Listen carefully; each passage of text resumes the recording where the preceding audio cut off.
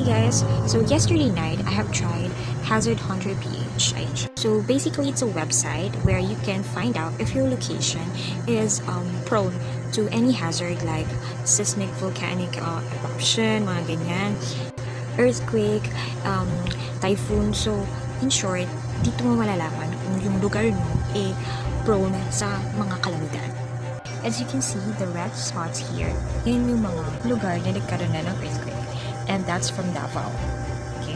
And also, yung mga red lines na yan, that is the fault line. And the last time I checked, hindi pa lumilindol nito sa Zambales. This is the northern part of Luzon. The Wag Viga. Diyan yung parts pa lang na lumilindol the last time I checked. And here naman, you can monitor the earthquake events by setting the date and time.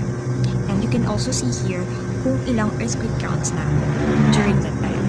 And last time I checked na is 775. And as I've said earlier, the HazardHunterPH kaya niyang i-monitor yung earthquake, volcano, and tropical cyclone. Now let's try to monitor volcanoes. Ayan, so as you can see, yung Pinatubo, alert level 0 since 2021 pa. Taal, alert level 1. Mayon, alert level 1. Panlaon, which is very active ngayon. And Bulusan, alert level 1. You can also check lang the map view like this.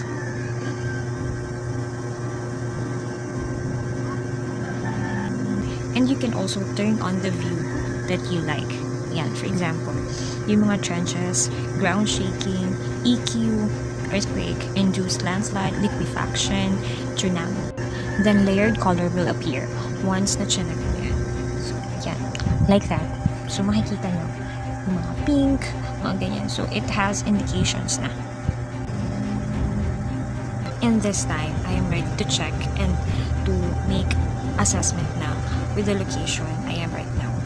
So, ayan. Medyo inabahan ako dun sa red color, dun sa location kung saan naroon ako ngayon. So, of course, very prone tayo sa earthquake.